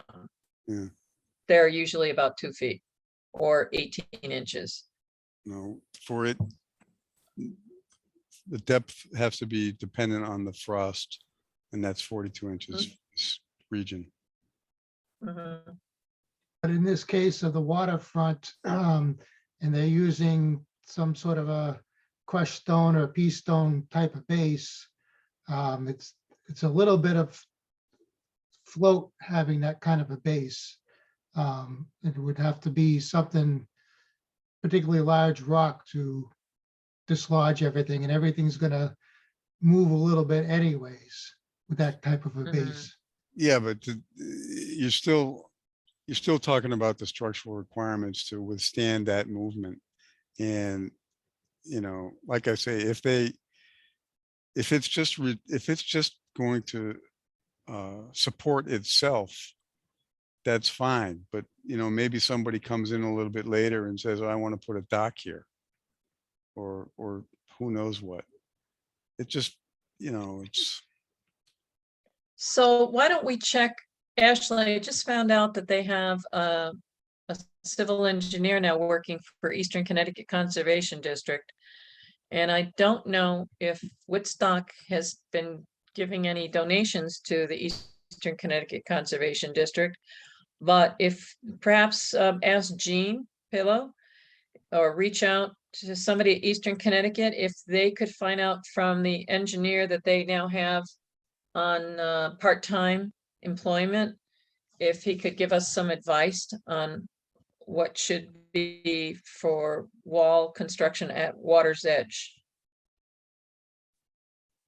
Maybe there's some kind of text out there, some kind of standards that are out there that already exist that could be used as a guidance, short of having an engineer do the design work for these little ones, you know, that are right by the edge of the water. that would be under, you know, you might, yeah, a civil engineer might know, but even a landscaper Mhm. would probably have some experience with that. Landscape I don't know architect, any landscapers landscape, other than you. well, but landscape architect or civil engineer would be the way to go. Mm. I'll look through my library and see if there's any typical details for that. Because that's the advice that we could start with, at least, to kind of weed out the ones that are going to need an actual engineered design. I have a couple of books I can look through. So Okay, Ashley, coming back do- to, go ahead. Finish No, that no, I'm up done. and then Go I ahead. wanna, okay. I'm done. So, okay, good. So coming back to the forms, okay, here's the long form, okay? 3 pages, Mhm. application for permit, okay? And on this front page, it has a little box that says, well, property address, name of applicant, and then name of property owner. So that's good, that's on there. Mhm. So Mhm. what I hear from the discussion earlier, Marla, is on page 3, right? Currently, it just has, well, it says the undersigned applicant hereby consents to necessary and proper inspections of the above mentioned property by agents of the Inland Wetlands Agency, both before and after the permit, blah, blah, blah. Okay. So shouldn't we have after that, shouldn't that say the undersigned applicant / landowner consent, you know, and then we'd have a line for signature of landowner, if not the applicant, and then, you know, date of, and then the next line says the undersigned swears that the information supplied in the completed application is accurate to the best of his knowledge and belief.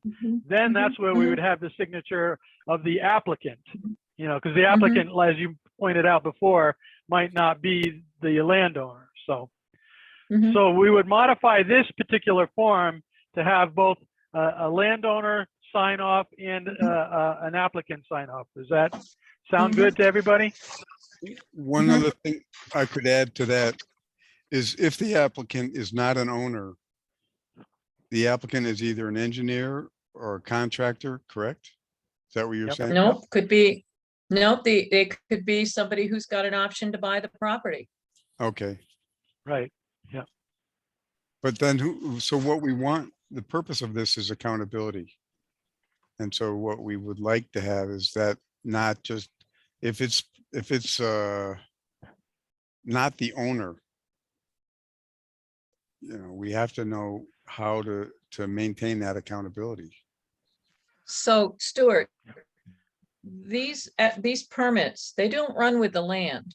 They run with the person who applied for them. The person who owns the permit, keeps it, and they can decide that they don't want it transferred. Isn't it in our regulations that there's no transfer without the written permission of the commission, of the agency? Correct. So Correct. in that case, if the guy who applies for it is not the owner and the owner decides he wants to do, he wants to do the work, and they get into an argument, and the guy who has the permit says, no, you're not going to do it because the permit's mine. You Right. didn't pay me for the work I did on it. You can't use it.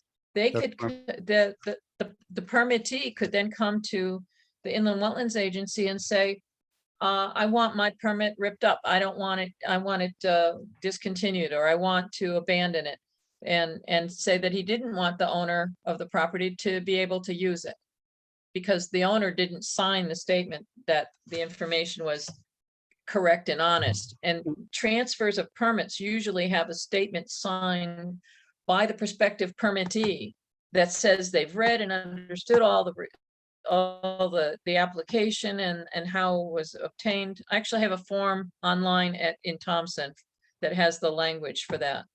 Well, And then that goes before the commission, and the commission decides whether they're going to allow it to be transferred or not, because if there's an enforcement action, maybe you don't want to transfer it to somebody else.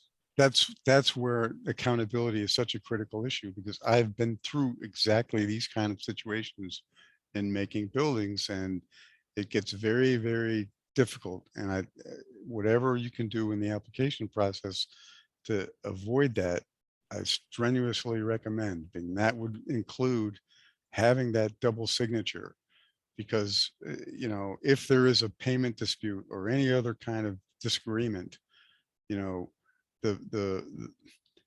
owner really needs to retain ultimate responsibility. And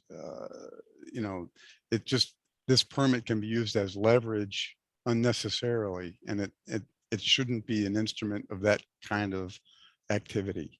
So that's where it's really good to clarify this with the signature and including the owner as being ultimately in charge. It's his or her property. Right. I think it's just, that's my experience with what. Okay. Okay, so are there any other edits or modifications that we would like to make to the long form? Does anybody have any other thoughts? So that does mean that we would be asking for that, Mark? Applicant's interest in. Yeah, I think we should put a line for both the accountability, applicant part of it, and then we also need the landowner to sign off on permission to go on the property. Yeah. So we've got to have, two signatures. And I would agree with you that we also, have a line for print name of landowner, print name of applicant. Yeah. So Yeah. so that we can read what it is. Okay, good. So So is that, now how about the short form? Oh, sorry, go ahead. Same thing. I was going to ask. Short form has the Yep. same problem. So the let's signatures would be yeah. the same. Yep.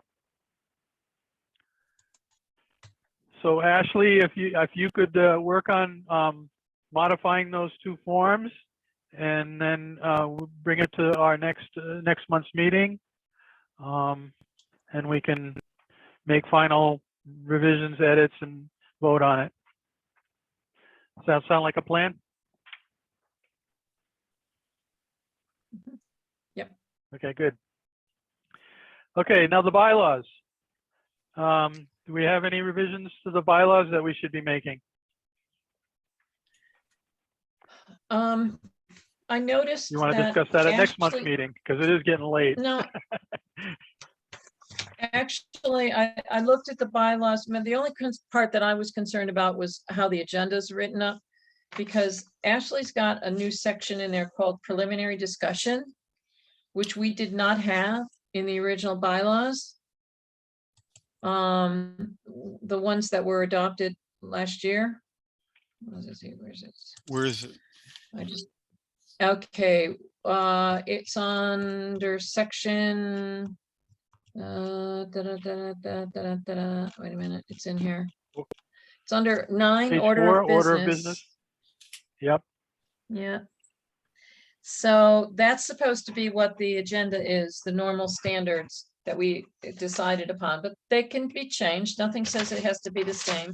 But I noticed that in the last couple of months, Ashley's, you've been putting in preliminary discussion. And I just don't know if that was a carryover or whether that was something you thought should be coming in anyways.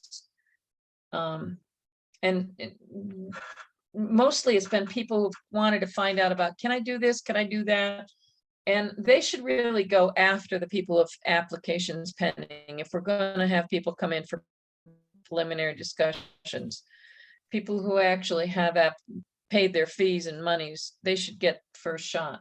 So pending applications first, then new applications, and then maybe preliminary discussions. Or you could have put it under, would it come under, oh, wait a minute. This is not correct. The 03-0121 version that I just pulled up off the internet, that's the one that Tina LaJoy did, because we had changed it. Remember, we had changed the order of business, and she didn't have the electronic version, or she couldn't find the one that I gave her, that I left behind. Because remember, there was a time when we didn't have an agent at all. So this is Right. not correct. The wetlands agent activity report that's usually got put under other administrative business, or Right. under administrative business. So that order is not correct. So maybe next month, can we table it? And I'll look up the Table it old. and revise section 9 and let's get it down right in our bylaws. Yeah. So when I was reviewing the bylaws, I noticed under the section that dealt with the wetlands agent, which was section 6, staff and their duties. The agency may appoint by a majority vote of members present a duly authorized wetlands agent to carry out specific functions and duties described by the agency. We did not do that for Ashley. I went back and checked all the minutes and I couldn't find anything. Ashley got started in, I believe it was August or September of this past year, and we never did a vote to make her the duly authorized agent. So I would like to move to amend the agenda to include a provision under administrative business, to add an item after A, maybe 8.1, to appoint a wetlands agent, to appoint Ashley as our wetlands agent. But that everyone would have to agree to amend the agenda to do that. So yeah, in the bylaws, we would just say other administrative business, appointments. Yeah, right. Appointments. No, what I'm saying is to I want to amend this month's agenda. I'm making a motion under item 8, administrative business, to add after review, revise inland wetlands and water courses agency forms and bylaws, a section for appointment of wetlands agent. Oh, so that would be every meeting? This No. meeting. No, this is No, just today's meeting. Oh, okay, okay. Just This today. month. I'm Yeah. looking at the bylaws. All right. So I Yeah, move we okay, I amend see that what you're doing, agenda Marla. today. Yeah. Yeah, so Second. Marla's making an motion to amend today's agenda under administrative business to appoint a wetlands agent. Correct, That's the motion to amend today's agenda. I'll second. correct. Okay. So the motion's been made by Marla Butt, seconded by Stuart Peasley, to add to the agenda under administrative business, under under A, so this will be A1, appointment of inland wetlands agent. Any further questions? All those in favor signify by saying aye. Aye. Aye. Aye. Aye. Aye. Opposed, abstained, so moved. Okay, now it's on the agenda. Now, would I someone like to move make to- an motion? Did we have a second for somebody that else do it. motion? I'm sorry, did Yeah, someone Yes, it Stuart was second Peasley that made- motion? It was Stuart. Stuart Peasley seconded it. Thank you. You're welcome. Thanks, Amy.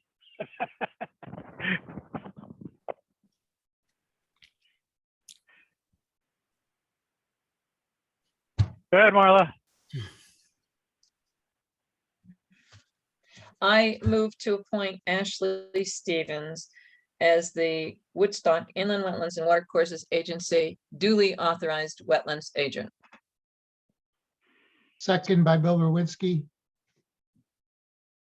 Motion's been made by Marla Butts, seconded by Bill Rowinski, for the agency to officially appoint Ashley Stevens as our inland wetlands agent for the Woodstock Inland Wetlands and Watercourses Agency. Any further discussion? All those in favor say aye. Aye. Aye. Aye. Opposed? Abstained? So moved. Now, do we need to do that on an annual basis?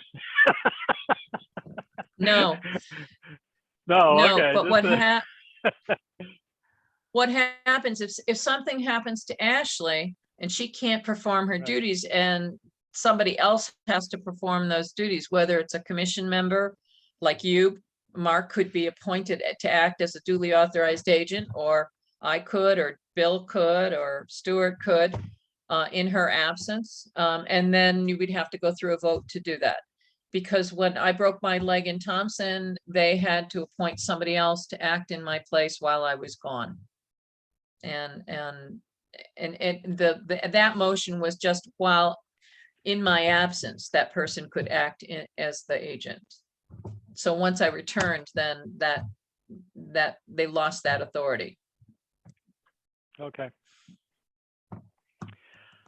Okay, so next month, when we come back to item 9 in our bylaws, so Marley, you're going to do a little research and try to find that that adjustment I'll that we find made it. to the agenda? Yeah, okay, And I'll email it to Great. everybody. very good. As far as another thing in the bylaws, I would like to look at number 13. I believe it is. And have a discussion on quorum and what we would do in a case where a member has to recuse themselves. And what does that do to our quorum and ability to continue? Mm. I could And- tell and you maybe- that planning and zoning, I believe, Ashley could probably confirm this. Once a member is seated to replace somebody else, they're there for the rest of the meeting. But Robert's rules doesn't say a lot about recusal. And I haven't looked much for any mechanisms as far as to preserving quorum and things like that. So, but at least we should have something, I think, to allow for somebody to step out if they need to. And whether they can return or not is another issue. Our problem is if anybody steps out, we don't have a quorum. Yeah, So one of the things that we might want to do at our next meeting is have on the agenda under the administrative business, a discussion of getting the authorizing ordinance modified, requesting the Board of Selectmen and modify it so that the membership is 5 with 2 alternates, and then a quorum would be 3. So you could operate with 3. That's what they had to do in Thompson. They couldn't get enough people. Does that mean, does ex officio mean, so like when Jay Swan came in, he can't actually, can he vote or not? No, it depends on the situation. if he has sufficient information, if something that, say something comes up at that particular meeting, or he's studied enough or listened to the tapes, and he's sufficiently informed, then there could be situations where he could vote. For my study of the Roberts rules, a member is a member is a member. So if he's an ex officio member, that causes him to be a member, and he is able to vote in certain situations. However, he might end up abstaining in almost all cases because he doesn't have specific enough background information about the issue. Okay. Exactly I what would- I I would was have gonna to say, diff- Bill. Yeah. I have to differ with your opinion, Bill. Okay, Ex officio was evaluated at the state level for the celery board. A funny thing it is. And there was a person who was appointed as an ex officio member, and this came up when they were revising the Council on Soil Water Conservation, where all the federal agencies were going to become ex officio members of the council.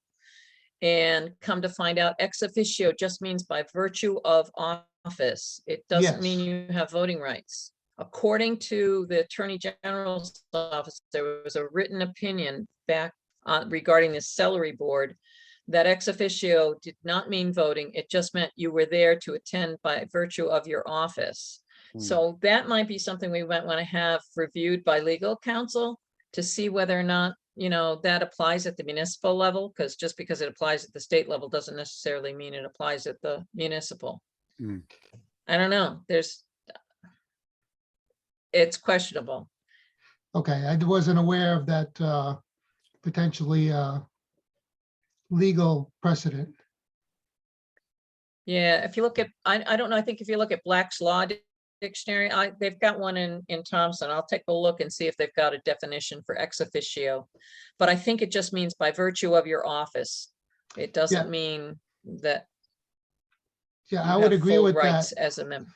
Yeah, I would agree with that. It's just I did do a little bit of research on that, and there was one opinion that saw, it's actually the Robert's Rules for Dummies. It says if someone is a member, they're a member.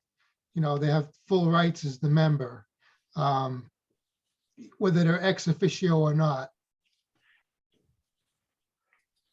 Maybe So- decided by statute. I don't know.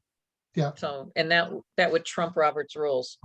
If Yeah, it well, is a that's statute. fine if that's what it is. Mm. Robert's don't Rules is not a statute. Basically Robert's Rules is a framework to develop your own Protocol. protocol, yes. Yeah, so maybe that's something we could put into the bylaws where we could kind of define, that, if because the selectmen are responsible for appointing people to all the different agencies in town, that maybe, if necessary, under our inland wetlands bylaws, we could say something like, selectmen may be seated in order to enable quorum at any meetings, something like that, just, so that we have enough voting members, to be seated. And I also agree with you, Marla, that we should state, 5 members of the commission with 2 alternates so that we could, at least have 3, voting. Yeah. So that would go under item 4, membership. No, that's The actually an membership and- ordinance. Okay, an ordinance. That's But actually then an under ordinance. section 8, Oh, under section 8 of our bylaws meetings, 8B, it talks about a simple majority being a quorum. So we might want to reword that section a little bit. So.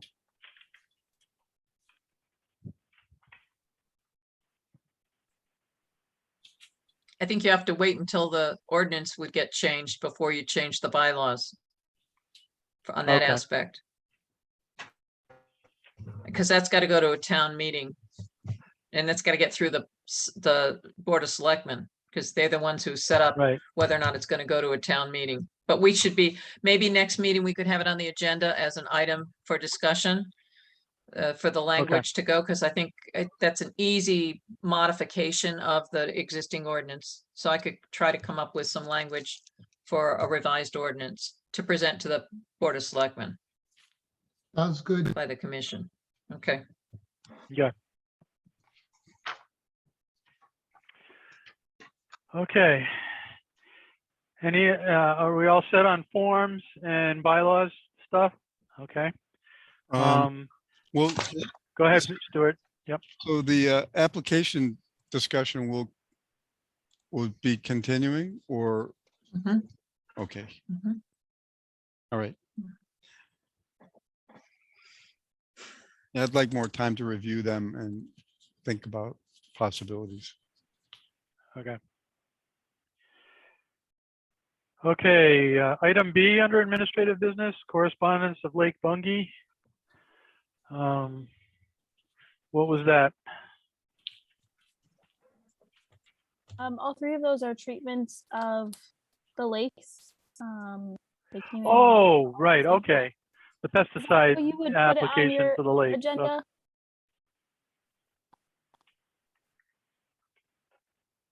It's sort of in my package is two different versions of the Bungay one. Oh, the applicant compliance information? Well, one of them, yeah, one says that, and the other one says permit application for the use of pesticides in state waters. Yep. Now, it looks like just a few pages previous to the other ones.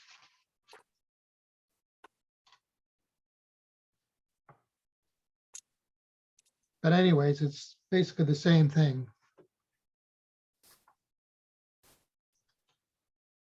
And then you have the same, from the same company for Witches Woods.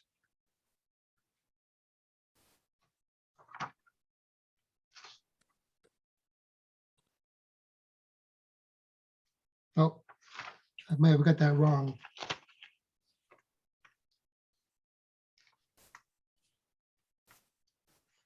Yeah, I'm confused a little bit. So this is basically FYI for wetlands agencies. Okay. You know, they are applying, they're getting a state an application from the state of Connecticut DEP to apply pesticides to a water body. So we're just kind of, we're grateful that we're notified, but there's really no approval or denial on our part. Okay.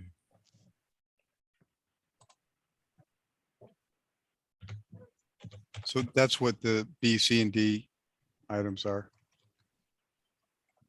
Yes. Yep.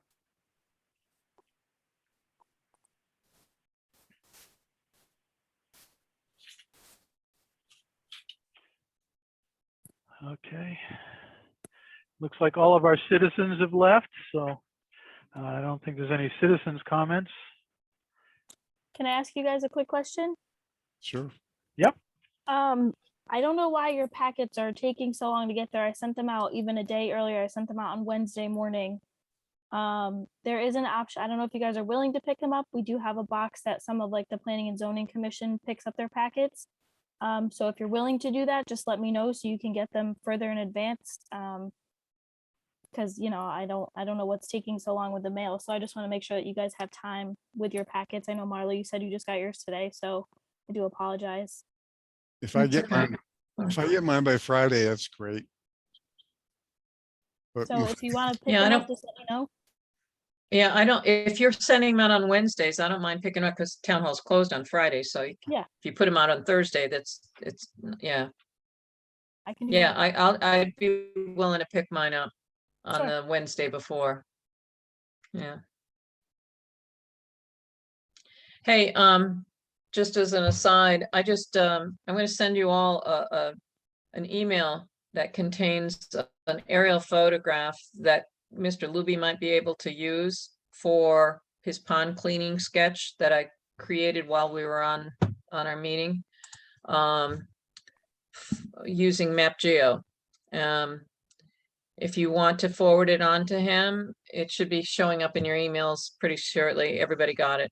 But if you could forward that to Mr. Luby or Dr. Sure. Luby or his contractor, they could use that to, you know, it's a PDF, so they can enlarge it, they can crop it, they can do whatever they want and draw on it and then create a new PDF, scan it, make a new PDF. They could use that at least to give themselves a sketch. Sure. Okay. I got it. Okay. Pretty handy. You wanna go one more application, month? Actually. Huh? Next month, do you want to do another Zoom meeting? Or do you want to start meeting face to face again? Well, I'm having surgery on the 22nd of March to have all the metal taken out of my leg, and I don't know how ambulatory that I'm gonna be. Okay, I won't know Let's go. until the following week. Yeah, I'm good for doing it one more month. So we'll decide next month if we want to start back up face to face in May or June. Okay. April 4th. Yeah. Do we have a wetlands agent report? The only thing I did sign off on one house that was in the upland review area that I think should have been in your packet. If not, I think I sent an email. Yes, you did. Okay, and then I have one more that just came in that'll be an agent approval today. But other than that, it's been pretty quiet, just the things that have been on our agenda. Okay.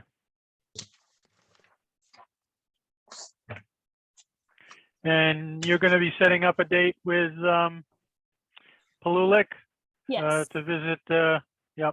Okay. Yep, we'll do it within the next month so we can report back in April and see what his thoughts are. And Okay. Bill, are you going on that or is somebody else gonna go on that? I With can Joe. go on that, but anybody else is welcome to go instead. Depending what the timing is, I guess probably certainly shouldn't have more than two of us there. Twos might be even too much. Right. Yeah, we have to get a special meeting for that. Yeah. I'll fill in for you whatever you need. If, you know, I just get enough notice. I can be flexible, but I just need notice. Okay. I'll try to swing by Yeah, you'll there in the find who- next couple days and see what the snow's like. It's probably all gone. It's gone It's all now. gone. It's gone. It's all I went soggy. by today. Oh, All right. So we'll have that on the agenda for next month as well. We'll discuss Yep. what you found. Yep. All right. Anybody ready to adjourn? no, having too much fun. Right. Well, thank you, guys. I moved to adjourn. I second the Second. motion. Motion made by Marla Butts, seconded by Stuart Beasley to adjourn. All those in favor say aye. Aye. Bye. Opposed? Abstained? So moved. At 9:23 p.m., Amy. Thank you. Thank you, Amy. Thank you, Ashley. Thank you. Yeah, thank you, Yeah. Ashley. Good night. Good night. Good night. Night.